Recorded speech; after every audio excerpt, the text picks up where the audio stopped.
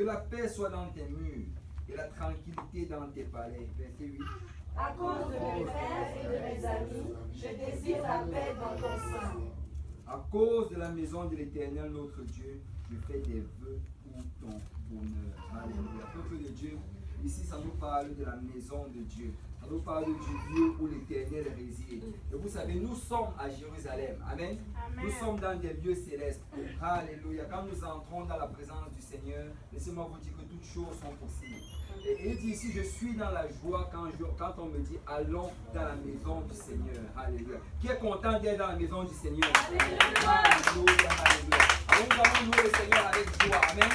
Allons le louer de tout notre cœur, de toute notre âme et de tout nos corps, quand notre Dieu est digne de louange. Alléluia. Louons le Seigneur. On peut battre nos mains encore pour le Seigneur. Alléluia.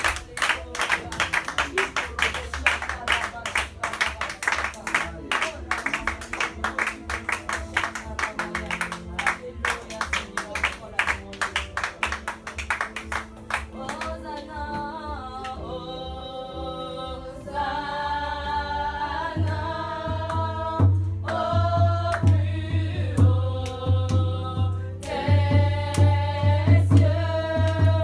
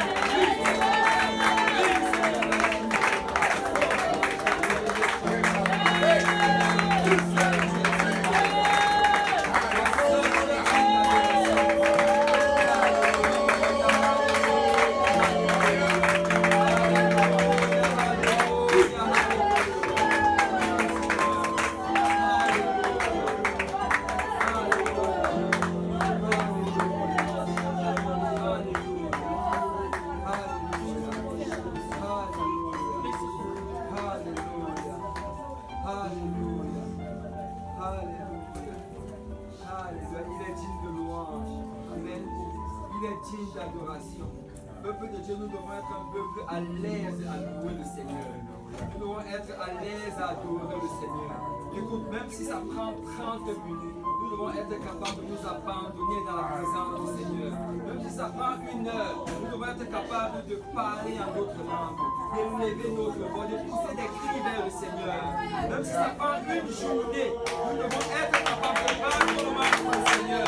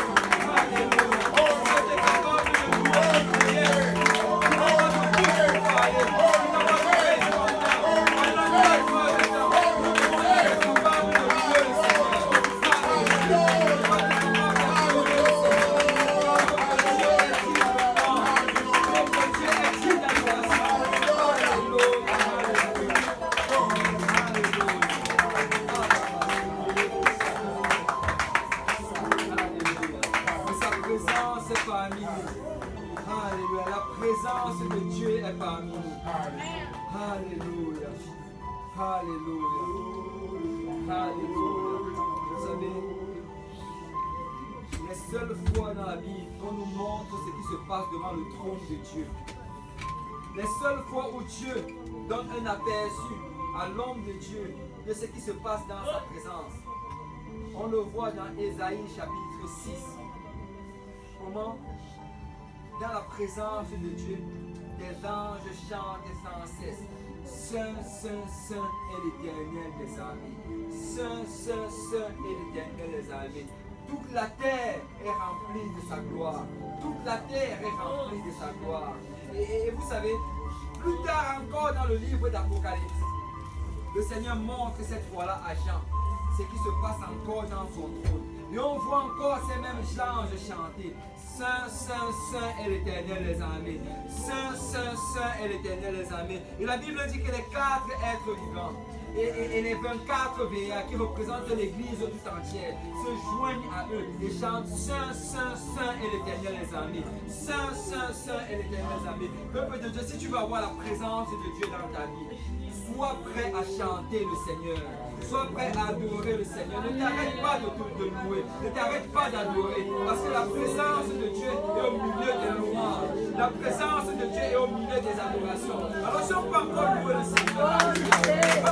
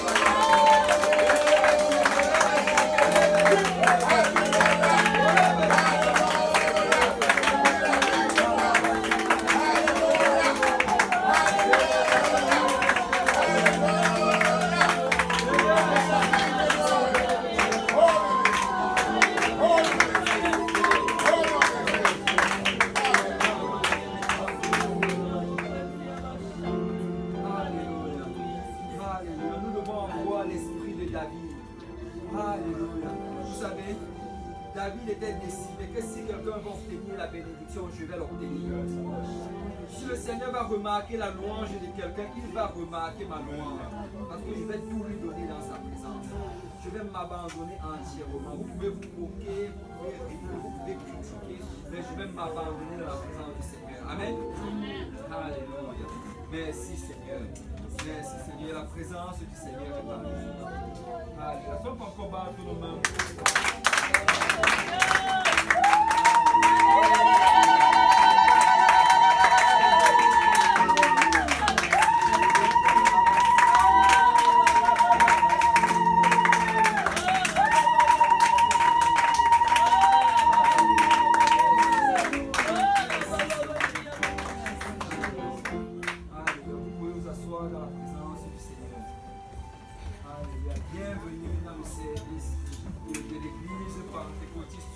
pasteur Michel.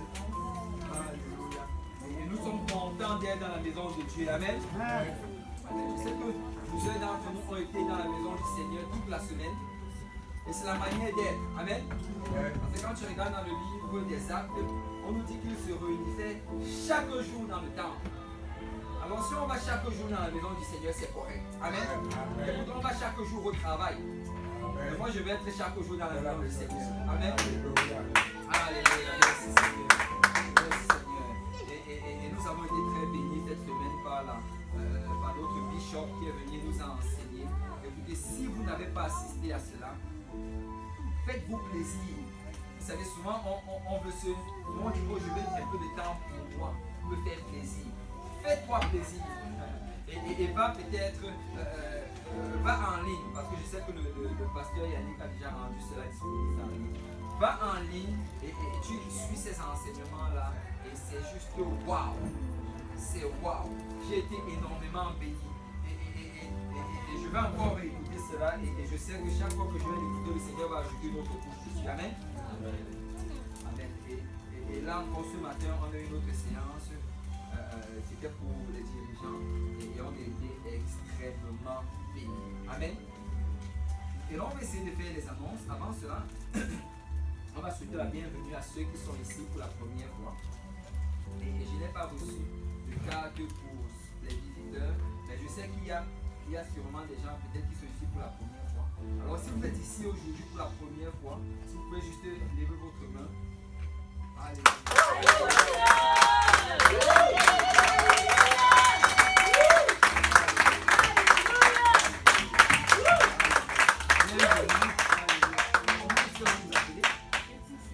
Laetitia. Amen. Nous sommes contents d'avoir Laetitia.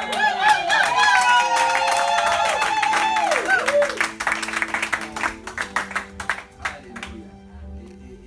Et c'est un privilège de t'avoir avec nous, Laetitia. Et nous avons fait les annonces. Ce mardi, comme d'habitude, nous allons nous retrouver pour l'évangélisation. Et on évangélise sous la direction du frère Pierre. Et si vous êtes intéressé à vous joindre à l'équipe d'évangélisation, juste nous demander les coordonnées à la fin et on va vous indiquer comment faire pour vous joindre à cela. Amen. Et en plus, et samedi prochain, on se retrouve encore une fois ici pour le service. Le service commence à 13h30. Ah ben, ça commence à 14h, mais si on peut vraiment arriver à 13h30 pour préparer avec la prière et préparer les places et tout. Amen. Amen. Amen. Alléluia. Le Seigneur, quelqu'un dit le Seigneur est bon. Tout avec ton voisin, demande-lui que est-ce que tu sais que le Seigneur est bon? Alléluia. Et je sais que on en avait déjà parlé, que là présentement, on a signé le bail déjà avec le lieu où on va pouvoir partir pour commencer à avoir service là-bas. Et on avait demandé à tout ton gars en prière vraiment s'il pouvait nous donner le mois de juillet gratuitement. Parce que bon, on voulait l'avoir gratuitement. Et là, il était en train de regarder cela, mais j'ai une bonne nouvelle à annoncer à quelqu'un.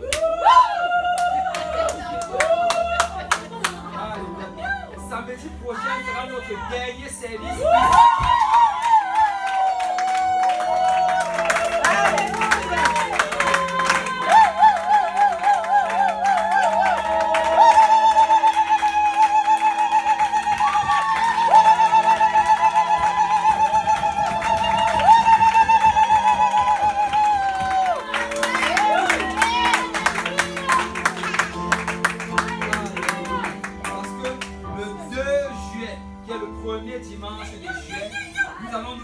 Dans la nouvelle bâtisse.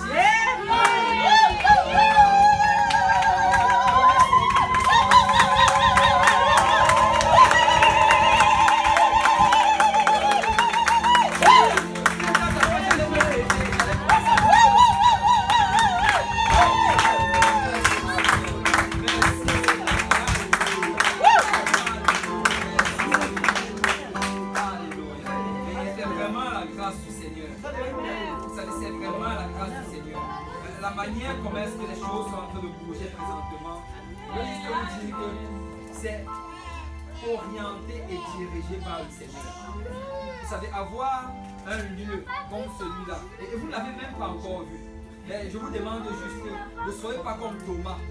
Commencez déjà à louer le Seigneur.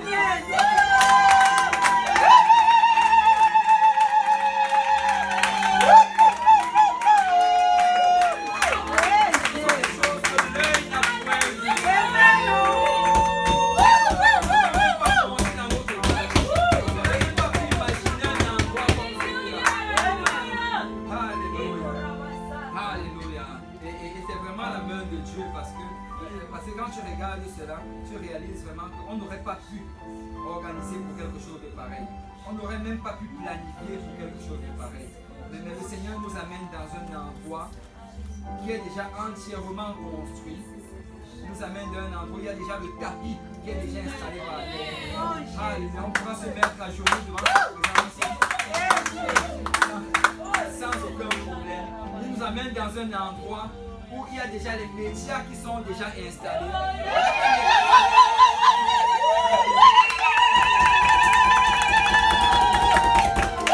Dans un endroit où tout est déjà connecté avec le système de son, où il y a déjà même des pianos, il y a déjà des instruments de musique.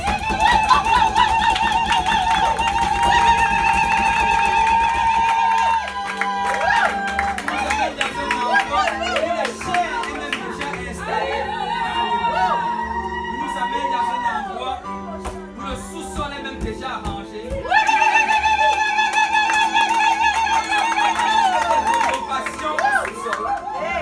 nous amène dans un endroit où il y a des toilettes pour nous-mêmes.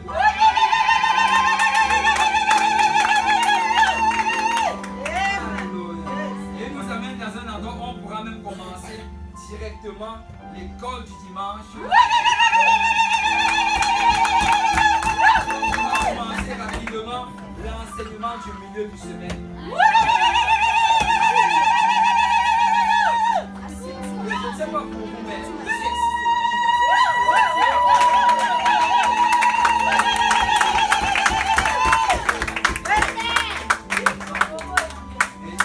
et vraiment, vous savez, le Seigneur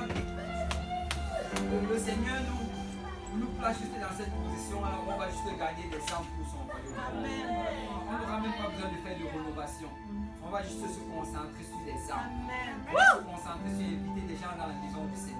On va se concentrer sur enseigner des études bibliques. On va se concentrer sur évangéliser et voir la main du Seigneur agir. Parce que vous savez, cet endroit-là, en nombre de places, on va dire que ça prendrait environ 40 à 60 personnes en nombre de places. Mais dans le sous-sol encore, c'est à peu près la même capacité. Donc, nous vraiment la vision avec cela, c'est remplir les bancs, remplir le sous-sol avec les enfants à l'école biblique. Et là, quand on va arriver dans les 70 à peu près, là on va chercher un autre endroit pour y aller. Amen. Parce que nous allons aller de gloire en gloire. Au nom de Jésus. De victoire en victoire. Au nom de Jésus. Nous allons faire la volonté du Seigneur dans la ville de Saint-Michel. Alléluia. Et comme je l'avais déjà dit, peut-être notre vision, on regardait Saint-Michel. Mais le Seigneur a dit que je vous donne tout le district. Je vous donne tout l'arrondissement. Alléluia. Parce que si tu regardes dans la carte de la ville, ce n'est pas juste Saint-Michel. C'est pas qu'extension de Saint-Michel. Nous allons le prendre au nom de Jésus. Amen. Alléluia. Alléluia. Sans pas qu'on parle, nous même le Seigneur.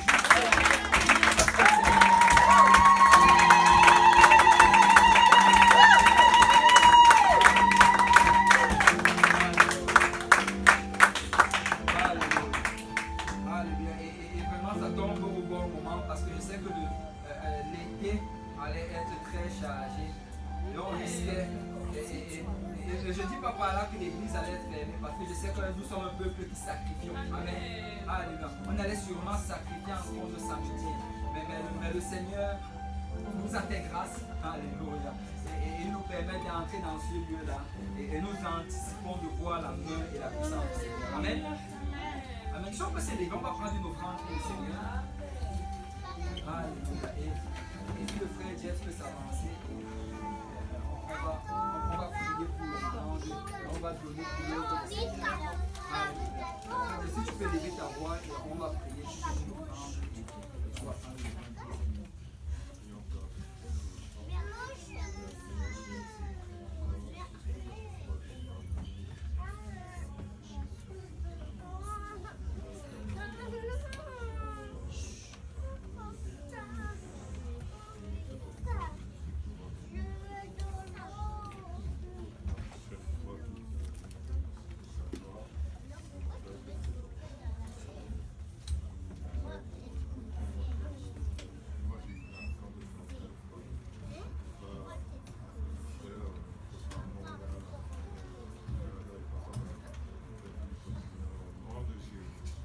d'Égypte. Nom de Jésus, vous pouvez vous asseoir dans la présence du Seigneur.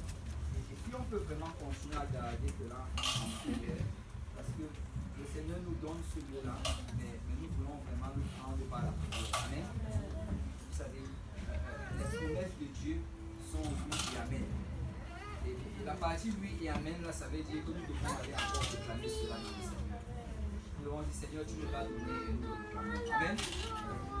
Sans plus tarder, on va se lever, on va aller dans la parole du Seigneur.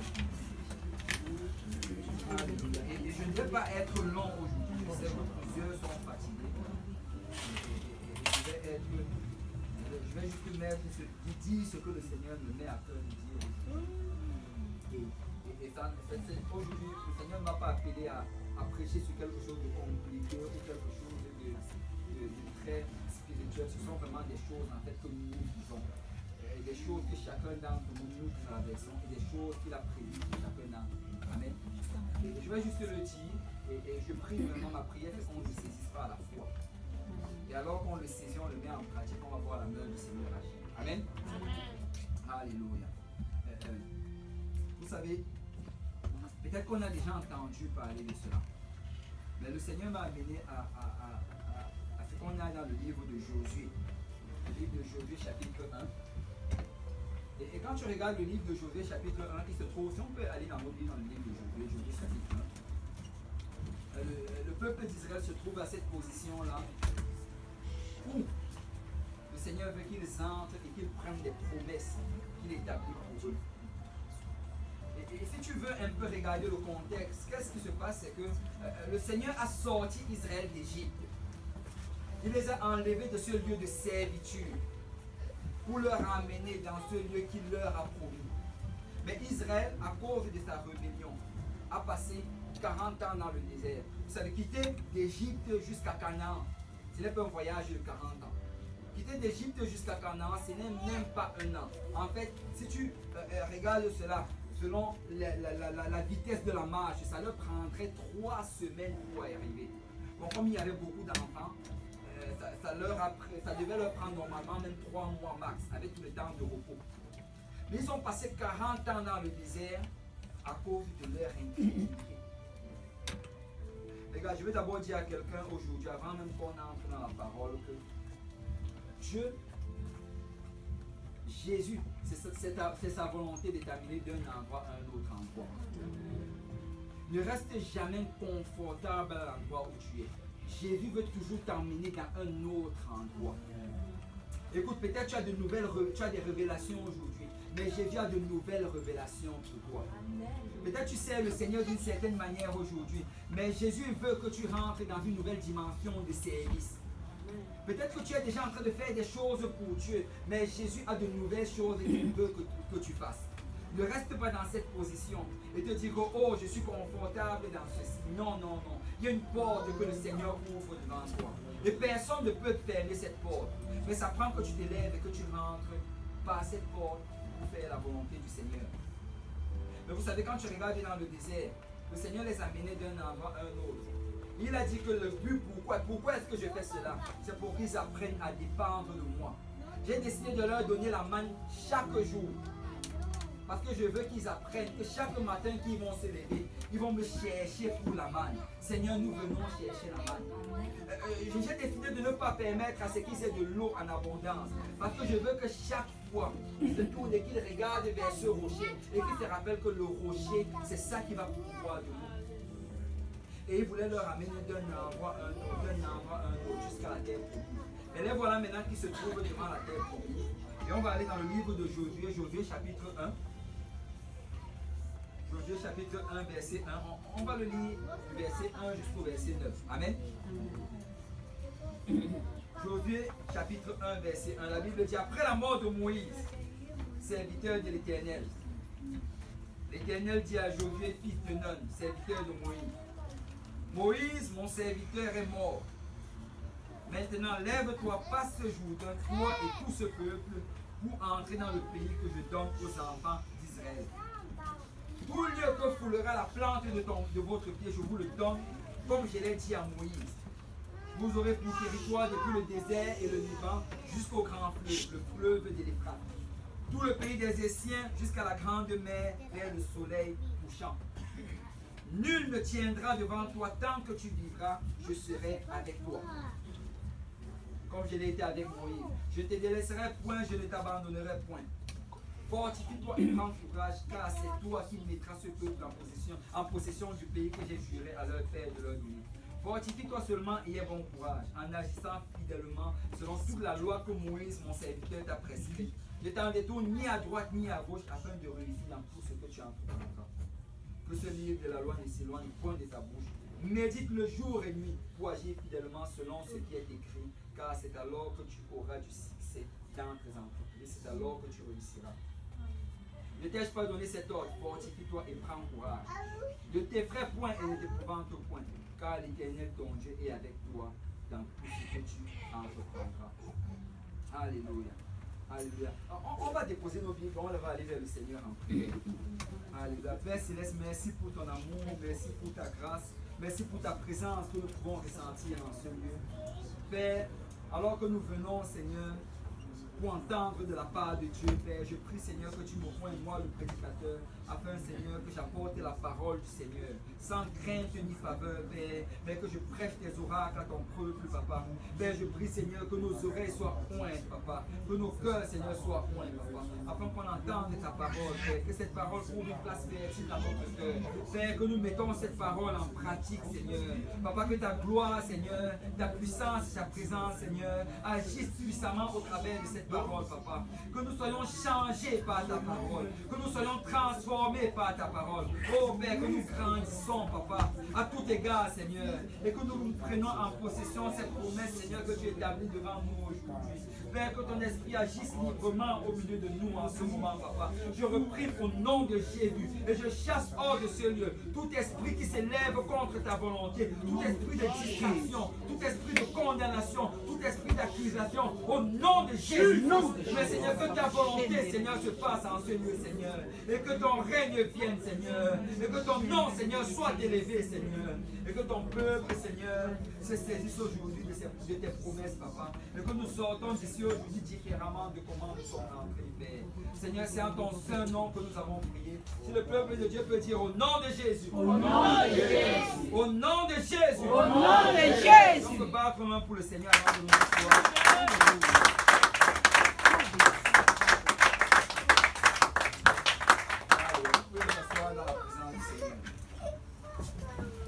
Alléluia.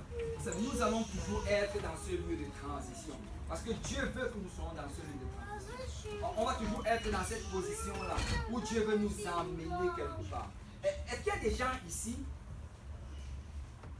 à qui Dieu a fait des promesses?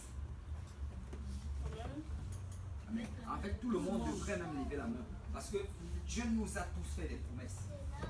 Et vous savez, quand Dieu va accomplir ses promesses, il y en aura encore d'autres qu'il va faire. Parce que Dieu veut vraiment nous emmener dans une certaine dimension. Écoutez, ne soyons jamais satisfaits de la position dans laquelle on se trouve. Ne nous disons jamais que, oh non, ce que je connais de Dieu maintenant, ça me suffit. Je n'ai pas besoin de connaître plus. Parce qu'il y a toujours plus à connaître de Dieu. Il y a toujours une autre dimension dans laquelle Dieu veut que nous entrons. Amen. Mais vous savez, les promesses de Dieu, en fait, ne viennent jamais à vide. Quand Dieu te fait une promesse, il va toujours pourvoir pour que tu puisses atteindre cette promesse. Il n'y a rien de plus frustrant que des promesses qu'on ne peut pas atteindre. Amen. Amen. Il n'y a rien de plus frustrant que des buts dont on ne peut pas y arriver. Écoute, si on te dit, si aujourd'hui, par exemple, si aujourd'hui quelqu'un vient te faire une promesse, il te dit que, écoute, je vais te donner ceci. Mais après, il lie à cette promesse-là une certaine condition que toi, tu ne peux pas atteindre. Ça ne va apporter que la frustration. Tu ne pourras pas te réjouir de cette promesse. Parce que tu ne peux pas atteindre cela. Mais je viens te dire aujourd'hui que toute promesse qui vient de Dieu, Dieu est capable de les accomplir. Ne les regarde jamais comme trop élevés pour que Dieu ne puisse les accomplir. Ne les regarde jamais trop bas. Écoute, Dieu est intéressé par ce qu'il te dit. Il va les accomplir. Vous savez, quand Dieu a fait la promesse à Josué ce jour-là, parce que Josué était sur le point de faire entrer le peuple d'Israël à Canaan. Quand il lui a fait la promesse, si tu regardes bien, Dieu lui a donné des choses avec cette promesse. On va aller dans le livre de Josué, toujours Josué, chapitre 1, verset 4, qu'on a vu tantôt. Il dit, vous aurez pour territoire,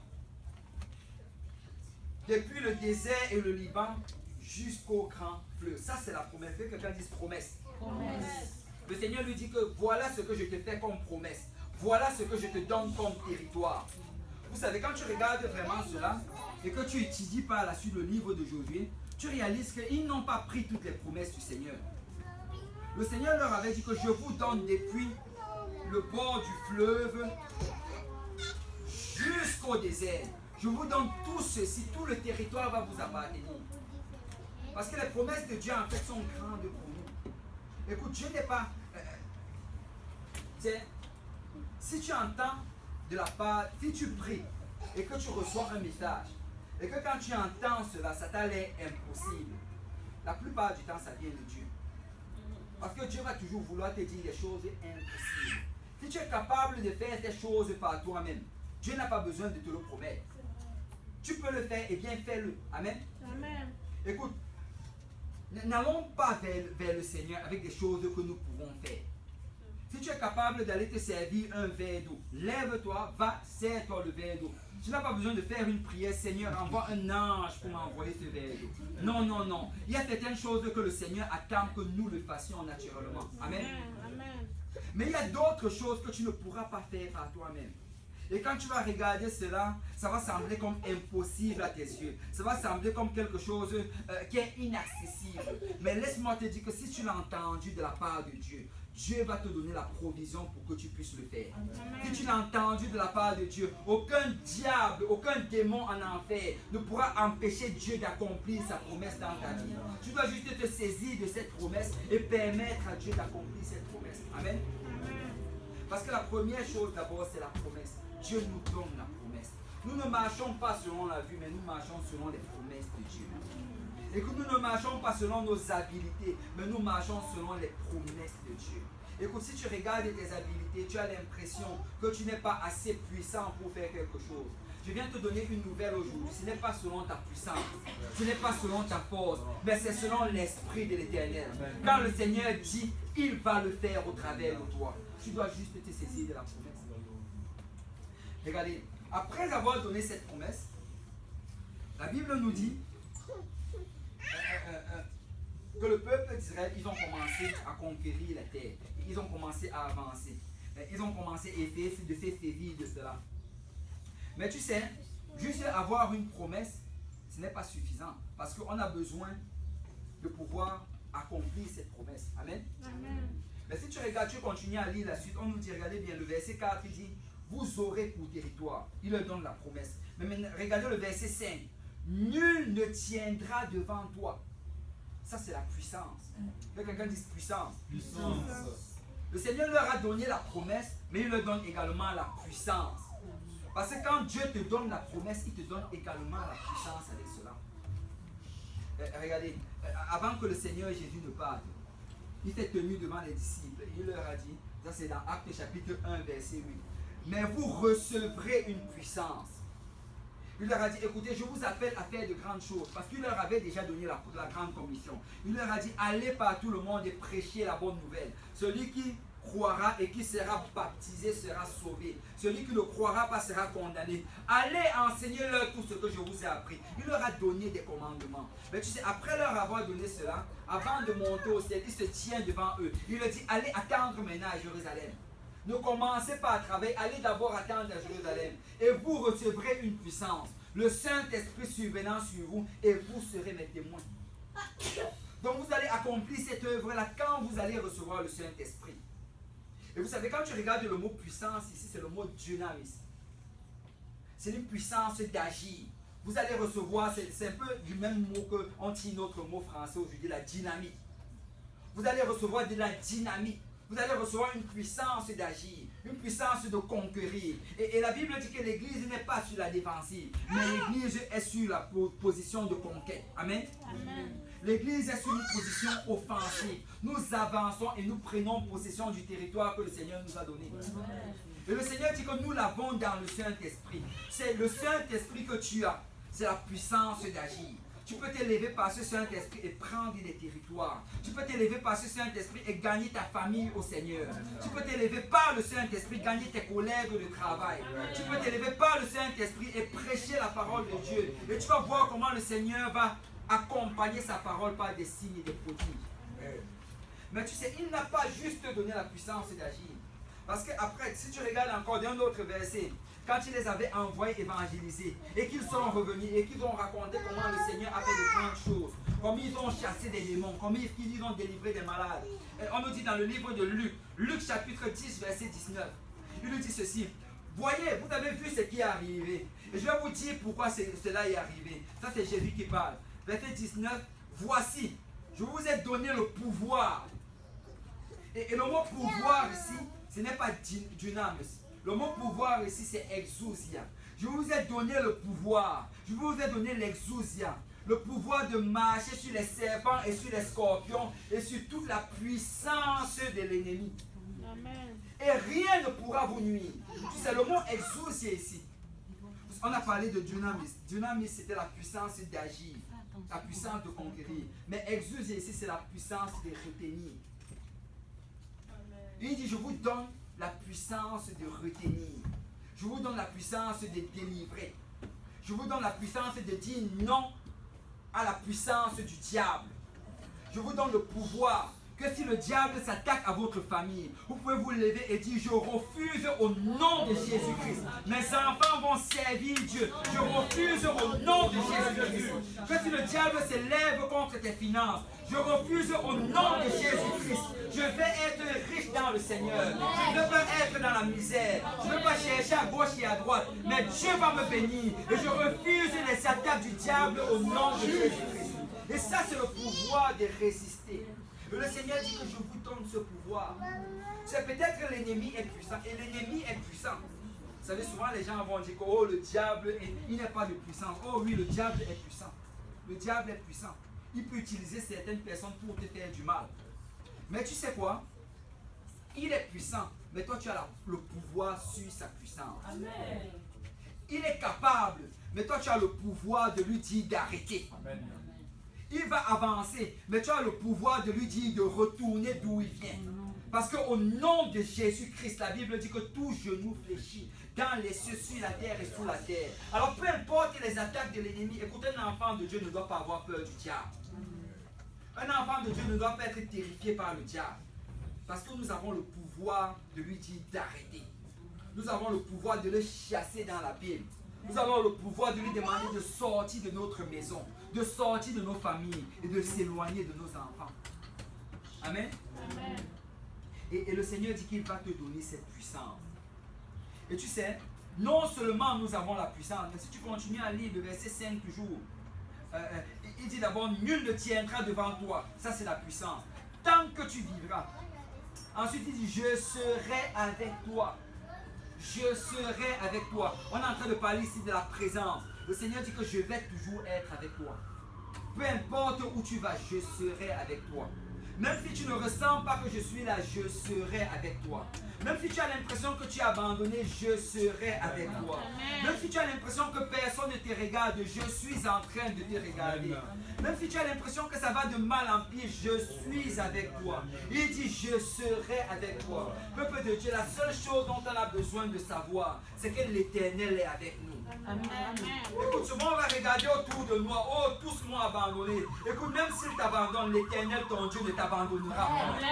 L'Éternel, ton Dieu, ne te délaissera point. Il a dit, je serai avec toi jusqu'à la fin du monde. Que tu traverses la vallée, je serai avec toi. Que tu sois au haut de la montagne, je serai avec toi. Et quand Dieu fait une promesse, il la tient toujours. Il la tient toujours. Regardez, la seule chose vraiment dont on doit s'assurer que nous avons toujours dans notre vie, c'est la présence de Dieu. Nous devons nous assurer d'avoir la présence de Dieu. Ça n'a rien à voir avec les sentiments. Ça n'a rien à voir avec les émotions. Parce que même quand tu ne ressens pas le Seigneur, Dieu est avec toi.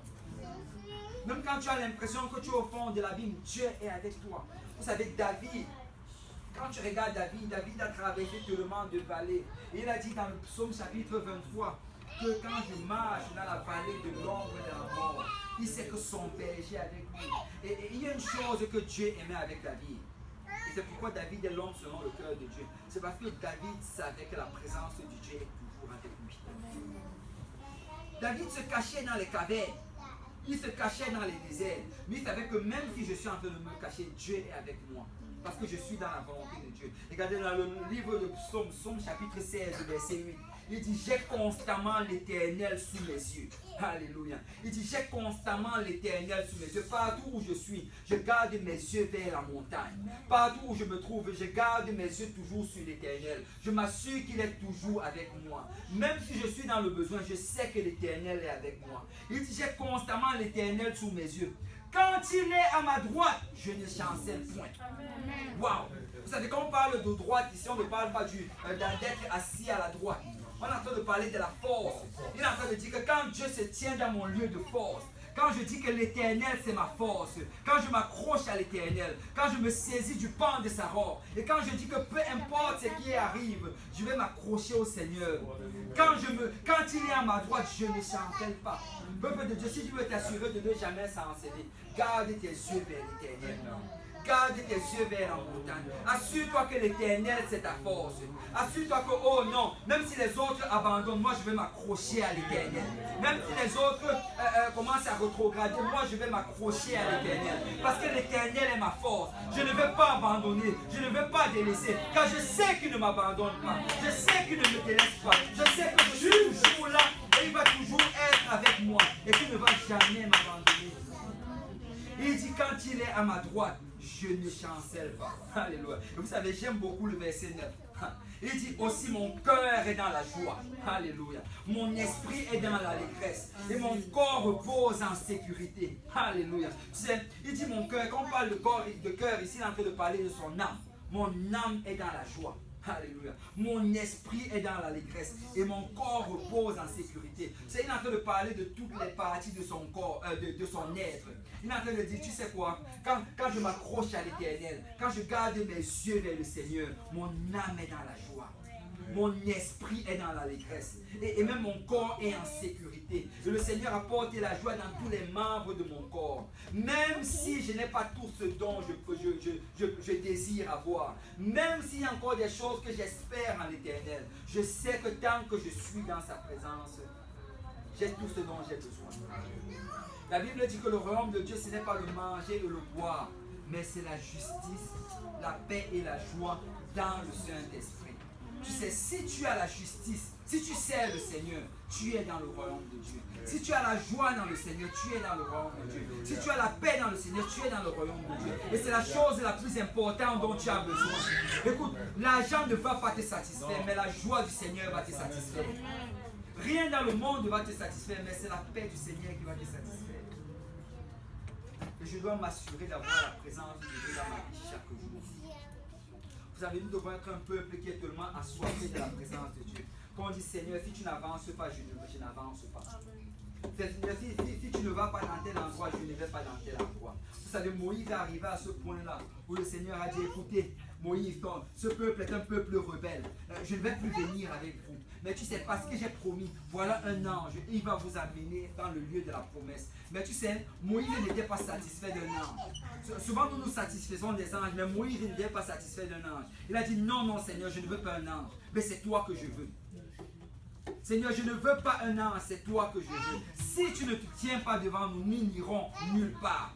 Nous allons rester dans le désert tant que tu ne t'avances pas. Et peuple de Dieu, si on pouvait vraiment avoir cet esprit que Moïse avait. Seigneur, si tu ne remplis pas si tu ne m'amènes pas dans ta présence aujourd'hui, si je ne suis pas rempli de Saint-Esprit, je ne sors pas de cette maison.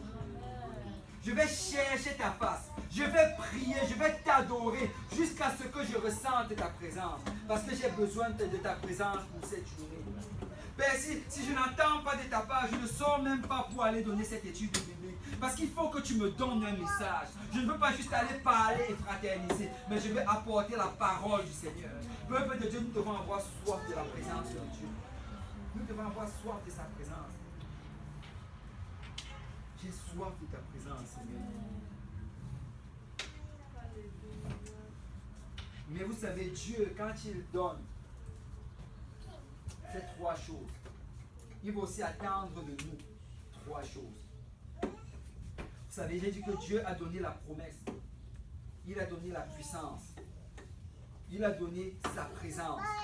Mais il va aussi attendre de nous 3 choses. Et la première des choses qu'il va attendre de nous, c'est la foi. Que quelqu'un dise la foi.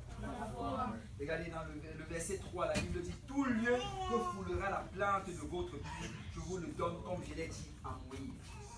Dieu veut que nous ayons la foi. Les promesses de Dieu vont s'accomplir si elles trouvent une terre qui est remplie de foi.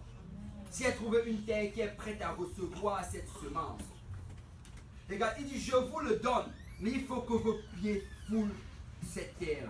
Il faut que quelqu'un se lève et qu'il dise que je vais déposer mon pied sur cette terre et le prendre en possession. Il faut que quelqu'un se décide que je vais prendre les promesses de Dieu. Regardez, comme je l'ai dit tantôt, ils n'ont pas pris toutes les promesses du Seigneur. Le Seigneur leur avait donné du désert jusqu'à la mer. En fait, tout ce qu'il y avait comme terre habitable. Mais ils sont arrivés, ils ont pris possession de certaines choses, mais ils n'ont pas pris le reste. Ce n'est pas de la faute de Dieu qu'ils n'ont pas pris. C'est parce qu'ils n'ont pas été volontiers de se lever et de mettre pied sur cette terre. Parce que vous savez, ça n'a rien à voir avec nos habilités. Ça n'a rien à voir avec notre intelligence, notre sagesse. Non, non, non, non. Ça a tout à voir avec les promesses de Dieu.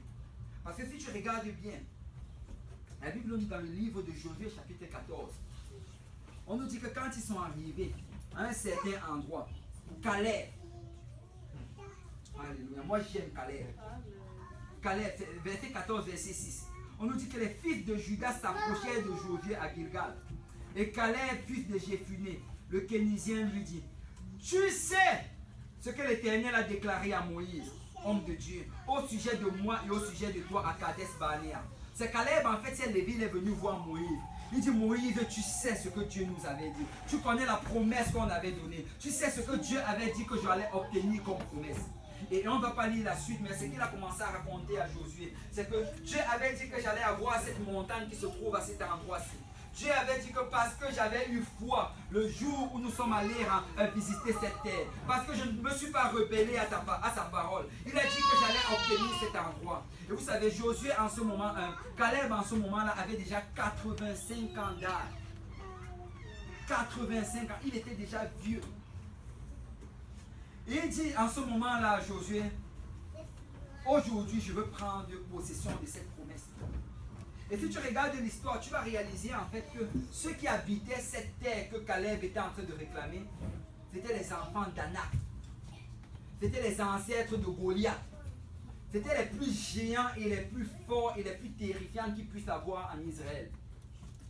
C'était eux qui habitaient cet endroit-là. Mais Caleb se lève, il vient, il dit que cette promesse m'a été donnée et je vais la prendre. Peu importe la puissance de l'ennemi, cette promesse m'a été donnée et je vais la prendre. Il a dit à Josué ce jour-là que tu te rappelles des promesses. Aujourd'hui, je vais me saisir de cette promesse. Et la Bible nous dit que Josué s'est levé, Caleb s'est levé, un homme de 85 ans. Il est monté sur la montagne. Et il est allé, il a rencontré ces géants-là. Il les a tous terrassés. Parce que ça n'a rien à voir avec notre habilité, mais ça a tout à voir avec les promesses du Seigneur. Peuple de Dieu, tout ce que nous avons besoin, c'est d'entendre de la part du Seigneur. Si Dieu dit que tes enfants vont servir Dieu, tes enfants vont servir Dieu. Réclame cela dans le Seigneur. Lève le sang de Jésus. Réclame cela jour et nuit, jusqu'à ce que tu vois cela arriver. Si Dieu dit que tu vas être délivré d'un certain vice, tu vas être délivré de cela. Réclame cela dans le Seigneur. Frappe devant le trône de Dieu et dis: Seigneur, tu sais que tu m'avais promis cela. Tu sais que tu avais promis que ma famille allait servir Dieu. Tu sais que tu avais promis que j'allais vivre et que j'allais voir ta main agir au milieu de mes collègues de travail. Tu sais que tu m'avais promis que tu allais délivrer mon mari, que tu allais délivrer mes frères et mes soeurs. Je viens le réclamer aujourd'hui parce que je sais que tu l'avais dit. Amen. Amen. Quelqu'un doit vraiment se lever et aller dans le camp de l'ennemi réclamer cela. Nous devons réclamer les promesses de Dieu. Vous savez, les promesses de Dieu, nous devons les réclamer. Ne reste pas juste là en te disant que oh, Dieu l'a dit, ça va arriver. Oh non, non, non. Écoute, ça c'est un mensonge de l'ennemi. Si tu veux que ça arrive, il faut que tu le réclames. Amen. Il faut que tu le réclames. Tu dois aller chaque jour vers le Seigneur. Seigneur, tu l'avais dit, je le réclame encore. Seigneur, tu l'avais dit, je le réclame encore. Amen. Dieu veut que nous ayons la foi. Quelqu'un dise la foi. La foi. Deuxième chose, Dieu veut que nous ayons la persévérance. Si tu regardes bien le verset 6, le verset 7 et le verset 9, Dieu leur dit, fortifie-toi et prends courage. Fortifie-toi et prends courage. Regardez le verset 9, il finit avec ceci. Ne t'ai-je pas donné cet ordre? Il dit, je te l'ai déjà dit 2 fois et je le répète encore. Fortifie-toi et prends courage. Ne t'effraie point, ne t'épouvante point, car l'Éternel, ton Dieu, est avec toi dans tout ce que tu entreprendras. C'est pour servir le Seigneur, ça prend de savoir se fortifier. Ça prend de savoir s'encourager soi-même. N'attendons pas toujours que les autres nous encouragent. Écoute, souvent ça prend que tu commences à t'encourager toi-même. Que tu vas te placer devant le miroir et tu commences à te prêcher la parole du Seigneur. Tu dis, toi, écoute bien la parole du Seigneur. Ainsi parle le Seigneur. Tu vas servir Dieu. Tu vas faire la volonté de Dieu. Tu vas être serviteur de Dieu. Tu vas abandonner ces anciennes voies. Tu vas abandonner ces anciens vices. Mais tu vas servir le Seigneur. Nous devons nous prêcher à nous-mêmes. Nous devons nous prêcher. La Bible dit que le pouvoir de la vie et de la mort se trouve au bout de nos langues. Ce que tu dis dans ta vie va arriver. Ce que tu dis de ta vie va arriver. Ce que tu confesses sur toi va arriver. Nous devons confesser la volonté de Dieu dans notre vie. Amen. Amen. Nous devons confesser cette volonté. Et alors que tu le confesses, que tu le fais avec persévérance. S'il y a une chose que le Seigneur t'attend vraiment de nous, c'est la persévérance. Rien n'arrive dans le royaume de Dieu sans la persévérance. Tu ne vas rien obtenir de Dieu si tu n'es pas persévérant. Parce que Dieu attend de nous la persévérance. Écoute, si tu as déjà essayé et que ça n'a pas marché, si Dieu te l'a dit, et fais encore. Si tu as déjà cherché et tu n'as pas trouvé, si Dieu te l'a dit, cherche encore. Et regardez dans le livre de Matthieu chapitre 7, verset 7, la Bible dit, demandez et on vous, cherchez et vous, frappez et on vous. Si tu regardes vraiment ces 3 dimensions différentes, le Seigneur dit qu'on commence d'abord par demander. Seigneur, tu avais dit ceci. Seigneur, tu m'avais fait cette promesse. Et alors que tu demandes, si tu ne vois pas cela arriver, commence maintenant à chercher. Seigneur, tu m'avais dit que tu allais faire quelque chose. Je cherche, je regarde, mais ça n'arrive pas encore. Je suis en train de chercher, mais je ne le vois pas. Mais si ça n'arrive toujours pas, là tu passes à la prochaine dimension. Seigneur, que ça arrive au nom de Jésus-Christ. Seigneur, je sais que c'est ta promesse, que ça arrive au nom de Jésus-Christ. Oui, Seigneur, je sais que c'est ta promesse, que ça arrive. Et nous devons rentrer dans les promesses du Seigneur. Mais Dieu cherche des gens persévérants. Amen. Amen. Dieu cherche des gens persévérants. Vous savez, et la troisième chose que Dieu va nous demander, regardez le verset 8. Que ce livre de la loi ne s'éloigne point de ta bouche. Médite-le jour et nuit pour agir fidèlement selon tout ce qui est écrit, car c'est alors que tu auras du succès dans tes entreprises, c'est alors que tu réussiras. Si tu regardes bien, au milieu de ce verset, il y a un mot car. Et le mot car là, ça rejoint la première partie du verset avec la deuxième partie du verset. Vous savez, très souvent, nous voulons juste prendre la deuxième. On dit, c'est alors que tu auras du succès dans tes entreprises, c'est alors que tu réussiras. On va avoir du succès. Je vais avoir du succès au nom de Jésus. Je vais réussir au nom de Jésus. Mais on oublie la première partie. Parce que tu ne peux pas avoir la deuxième partie si tu n'as pas la première partie. Si tu veux avoir la deuxième partie, ça prend que tu commences à appliquer la première partie. Il a dit que le livre de la loi ne s'éloigne point de ta bouche. Médite-le jour et nuit pour agir fidèlement selon ce qui est écrit. Tu sais, il dit premièrement, ça ne doit pas s'éloigner. Tu dois avoir continuellement la parole de Dieu devant toi. Tu dois continuellement chercher la parole de Dieu. Tu dois venir dans la maison du Seigneur, entendre la parole être prêchée dans ta vie. Tu dois venir et qu'on t'enseigne cette parole. Tu dois lire la parole de Dieu. Tu dois méditer là-dessus. Et il dit que tu dois y méditer jour et nuit. Mais après avoir reçu la parole, tu dois obéir. Tu sais, c'est quelque chose que d'entendre et de recevoir la parole, mais c'est quelque chose d'autre d'obéir. Si tu entends la parole et que tu te réjouis dans cette parole sans obéir, cette parole ne t'aura servi à rien. Ça ne va rien changer dans ton état spirituel. pour obtenir les promesses de Dieu, ça prend d'obéir. Amen. Amen. Il dit que si tu entends cela, si tu obéis cela, tu agis fidèlement, c'est alors que tu auras du succès. C'est alors que tu vas réussir. Et si nous voulons avoir du succès et réussir, nous devons obéir à la parole de Dieu. Amen. Si tu regardes le livre que Jésus, quand tu regardes dans le Nouveau Testament, le livre que Jésus a le plus cité dans tout le Nouveau Testament, si tu commences à regarder les versets qu'il a cités, le livre qu'il a le plus cité, c'est le livre de Deutéronome. Et quand tu regardes Deutéronome, c'est tout à faire avec l'obéissance. Dans tout Deutéronome, Dieu parle uniquement de l'obéissance. Il leur dit que voilà, maintenant vous vous trouvez devant l'entrée de la terre promise. Voilà, vous devez obéir. Ne faites pas comme vos pères qui ont désobéi. C'est tout à propos de l'obéissance. Et la chose vraiment dont nous avons le plus besoin aujourd'hui, c'est l'obéissance. Nous devons obéir. Combien de sermons nous sont prêchés, combien d'enseignements nous avons reçus. Mais si nous n'obéissons pas, ça ne nous sert à rien. Amen. Amen. Mais nous allons obéir. Amen. Amen. Nous allons obéir. Alléluia. Alléluia. Et moi je crois vraiment que nous sommes à cette dimension-là. Nous sommes dans ce lieu-là où le Seigneur est en train d'ouvrir une porte devant nous. Le Seigneur est en train de nous faire passer une certaine transition. Et moi je crois fermement que le Seigneur, ce qu'il a prévu en avant de nous, ce sont des choses au-delà de ce que nous pouvons même espérer là présentement.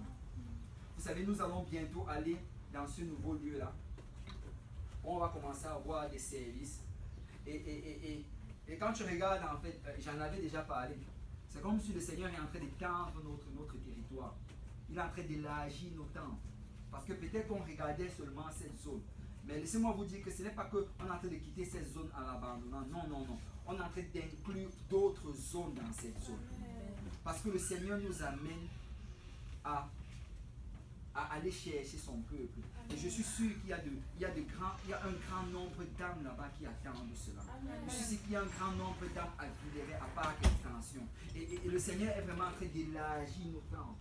Mais alors que nous allons entrer dans cette promesse, ça va vraiment prendre que nous mettons en pratique ces mêmes choses que le Seigneur avait donné à Moïse, à Josué.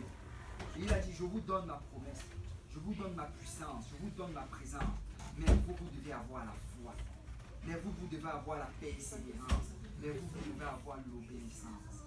Et si nous faisons cela, moi je crois fermement que le Seigneur va élever de grands gagneurs dans mon milieu de l'année. Il y aura des personnes ici qui vont prêcher et qui vont gagner des centaines de personnes à Dieu. Des gens vont venir en grand nombre dans la maison du Seigneur. Moi, je crois que le Seigneur va élever au milieu de nous des gens qui vont enseigner des études bibliques. Des gens qui vont tellement enseigner que la parole de Dieu va remplir tout Montréal. Moi, je crois que le Seigneur va élever au milieu de nous des prédicateurs de la parole. Des gens qui vont s'élever en bordure de route, dans les coins de rue, établir une chaire et prêcher la parole de Dieu. Et les gens vont recevoir le Saint-Esprit alors qu'ils vont prêcher. Moi, je crois que le Seigneur va accompagner notre prédication de signes et de prodiges. Nous allons voir des malades être guéris. Nous allons voir des démons sortir des gens. Nous allons voir des gens être délivrés. Et la main du Seigneur agir. Moi, je crois que le Seigneur va faire des grandes choses. Amen. Nous sommes vraiment dans cet endroit, dans cette position où le Seigneur est en train de nous parler. Il est en train de dire à quelqu'un aujourd'hui que peut-être tu étais confortable jusqu'à un certain moment, à un certain endroit, mais je vais t'appeler à une nouvelle chose. Je vais t'appeler dans un nouveau ministère. Je vais t'amener dans une nouvelle dimension. Je vais t'amener à faire des choses peut-être que tu n'as jamais fait avant. Et que peut-être tu pensais que c'était impossible à faire. Mais je vais t'amener à cela. Peut-être qu'on t'a donné des noms. Et on a dit que tu es incapable. Que tu es stupide. Que tu ne vas nulle part. Mais laisse-moi te dire aujourd'hui que le Seigneur, c'est l'Éternel qui appelle. Et quand il va te dire quelque chose, si tu te saisis de cela et que tu le mets en pratique, tu vas voir la gloire de Dieu. Amen. Tu vas voir la gloire de Dieu. Amen. Amen. Alléluia. Alléluia. Si on peut s'élever dans la présence du Seigneur.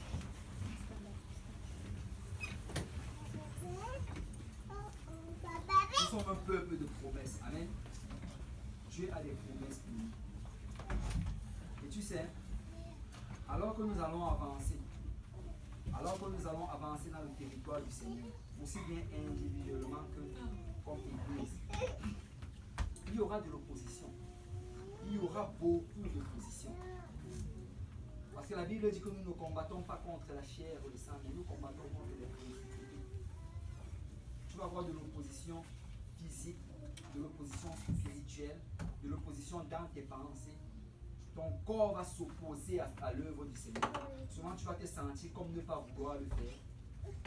Ton âme va s'opposer, tes émotions, souvent tu ne vas pas te sentir.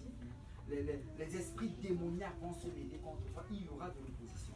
Parce que plus grands sont les promesses de Dieu, plus grandes aussi sont les oppositions. Mais vous savez quoi? Le peuple d'Israël, si tu regardes bien, en fait, quand le Seigneur a donné le plan du tabernacle et qu'il leur a montré le lieu très saint, dans le lieu très saint, il y avait un ustensile qu'on appelait l'arche de l'alliance. Et cette arche-là, ça représentait la présence de Dieu. Ça représentait la gloire de Dieu, la puissance de Dieu. Dans l'arche, il y avait 3 ustensiles. Il y avait le pot de manne, le vase dans lequel il y avait la manne. Il y avait le bâton de Aaron, la canne de Aaron qui avait fleuri. Il y avait les tables, les tablettes de l'Alliance. Et ces 3 choses-là représentent vraiment les promesses de Dieu dans notre vie. Parce que le pot de manne, ça représente la promesse que Dieu va toujours pourvoir. Quand vous allez voir ce pot, vous allez vous rappeler que Dieu a pourvu dans le désert, il va toujours pourvoir. La canne d'Aaron, le bâton d'Aaron, ça représente la puissance. Le Seigneur avait montré que je mets mon onction sur Aaron. C'est Aaron qui tient le sacerdoce. Et les tables de l'Alliance représentent la parole de Dieu. Et c'est dans ce lieu-là qu'il y avait la présence, la Shekinah de Dieu. Mais alors que le temps passait et que le peuple de Dieu a fait face à l'opposition, alors qu'une fois leur roi s'était rébellé contre Dieu, l'arche de l'Alliance a été pris par l'ennemi. Et ce peuple païen, quand ils ont pris l'arche de l'Alliance, ils ont fouillé à l'intérieur. Ils ont enlevé la manne. Parce que vous savez, tout le monde est intéressé par les provisions de Dieu. Tout le monde veut les bénédictions. Et ils ont enlevé le bâton. Parce que tout le monde est intéressé par la puissance, la main de Dieu. Mais une chose qu'ils n'ont pas enlevée, c'est les tablettes. Parce que beaucoup ne veulent pas la parole de Dieu. On veut juste les bénédictions, mais on ne veut pas obéir à la parole. Mais vous savez quoi? Quelque temps après, l'arche est retournée en Israël. Et quand c'est retourné, il n'y avait pas le pot de manne. Il n'y avait pas le bâton d'Aaron. Et peut-être tu vas regarder cela, tu vas dire que oh, l'arche est incomplète. Qu'est-ce qu'on va faire avec une arche qui retient juste 2 parties? Mais si tu vas dans le livre de 2 Chroniques chapitre 5, la Bible nous dit au verset 2 que Salomon a assemblé tout Jérusalem et les anciens d'Israël. Et là, après avoir bâti ce grand temple, il a demandé à ce qu'on amène l'arche de l'Alliance dans le temple. La Bible nous dit, on ne va pas le lire ici, que quand ils ont amené l'arche de l'Alliance dans le temple, quand ils ont entré avec cette arche, malgré le fait que dans l'arche, il n'y avait pas le pot de manne, malgré le fait que dans l'arche, il n'y avait pas le bâton d'Aaron, malgré cela, la gloire de Dieu a rempli le temple. Ça a tellement rempli le temple que les sacrificateurs ne pouvaient même pas rester à l'extérieur. Ça a tellement rempli le temple que tout le monde devait sortir. Et tout le monde louait et adorait le Seigneur. Parce que laisse-moi te dire que tout ce que tu as besoin, c'est la parole de Dieu. Tout ce que tu as besoin, c'est la parole de Dieu. Tu sais, il y aura des temps peut-être, alors que nous allons avancer, que tu vas te ressentir comme si tu n'as pas de puissance. Il y aura des temps que tu vas ressentir comme si tu étais abandonné. Il y aura des temps que tu vas te ressentir comme si tu étais trop faible pour pouvoir avancer. Mais si tu t'accroches à la parole de Dieu, si tu cherches dans sa parole et que tu te rappelles de ses promesses, laisse-moi te dire que rien ne va se tenir devant toi. Rien ne va se tenir devant toi. Nous devons nous accrocher à cette parole. Parce que nous marchons selon la parole. Amen. Nous marchons selon la parole. La parole de Dieu est suffisante pour faire ce qu'elle veut faire dans notre vie. La parole de Dieu est suffisante pour nous apporter la délivrance. La parole de Dieu est suffisante pour nous apporter la guérison. La parole de Dieu est suffisante pour agir et pour faire des prodiges dans notre famille. Et tu sais quoi, quand l'ennemi va se dresser devant toi, et qui va vouloir t'empêcher d'avancer, accroche-toi à sa parole. Accroche-toi à sa parole. Amen. Si on peut lever nos mains vers le Seigneur, si on peut parler à Dieu. Alléluia. Seigneur, je veux m'accrocher à ta parole. Seigneur, je veux m'accrocher à ta parole. Alléluia. Je veux m'accrocher à ta parole. Père, que je garde mes yeux vers ta promesse, papa. Que je garde mes yeux vers ta parole. Je veux garder cette parole dans mon cœur, Père. Je vais obéir à cette parole, Père. Oh Père, même si je ne me sens pas comme obéir, je vais obéir à ta parole. Papa, si tu dis, Seigneur, c'est assez, papa, pour que je le fasse. Oh, je n'ai pas besoin d'une conviction supplémentaire, Père. Si c'est écrit dans ta parole, je veux le faire, Père. Si c'est écrit dans ta parole, je veux obéir, Père. Oh, Rabasé, Kelebe Shakalabashanda. Seigneur, parce que ta parole me suffit, Seigneur. Il y a la puissance dans ta parole, Père. Il y a, Seigneur, la provision dans ta parole, Père. Il y a ta présence, Seigneur, se trouve dans ta parole, Papa. Oui, Seigneur, je veux obéir, Papa. Oui, Seigneur, je veux obéir, Père.